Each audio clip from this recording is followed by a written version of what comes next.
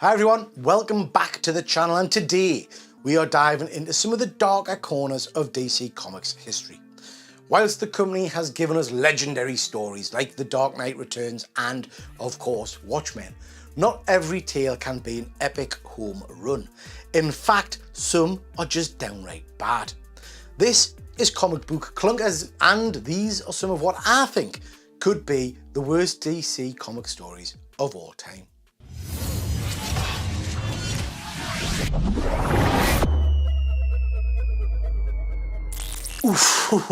Let's start off with a stinker. Frank Miller's The Dark Knight Strikes Again from 2001. Sweet baby Jesus, Frank, what were you thinking? Miller's The Dark Knight Returns was an absolute masterpiece, so expectations were sky high for this sequel. This follow-up feels rushed and disjointed. The artwork is a far cry from Miller's earlier work. It looked messy, with garish colours and odd character designs. The plot, which involved Lex Luthor and Brainiac controlling the world, was convoluted and often lost its focus. For me, the portrayal of Batman framed him less as a hero and more like an unhinged vigilante. Sadly, this book didn't live up to its predecessor, leaving many fans disappointed. But this isn't Frank's only stinker on the list. Let's also talk about the god-awful all-star Batman and Robin the Boy Wonder. This was supposed to be an edgy, fresh take on Batman's early adventures with Robin. But what we got instead was an overly brutal, borderline psychotic Batman.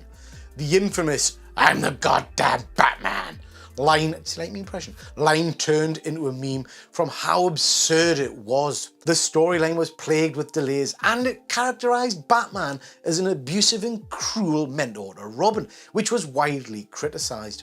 What was meant to be gritty came off as mean-spirited and tone deaf. This wasn't the Batman many of us knew and loved.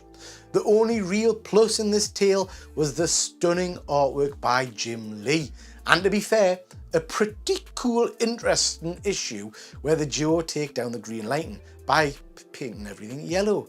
Yeah, I mean, that's as good as it got. Let's talk next about a story that was stretched out so thin it was published weekly for a full year and made no sense. Countdown to Final Crisis ran between 2007 and 2008 and was, well, crap. Billed as the spine of the DC universe, Countdown to Final Crisis promised to set the stage for the next big event.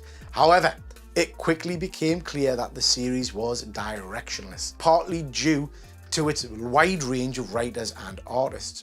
It lacked cohesion, with multiple storylines that never really seemed to come together.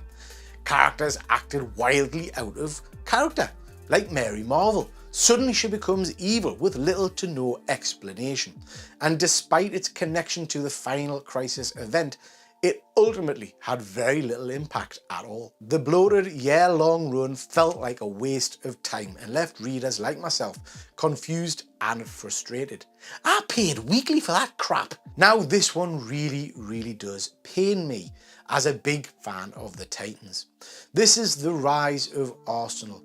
It's a story that tries to explore the grief and trauma of Roy Harper, previously Speedy and now Arsenal, after the loss of his daughter.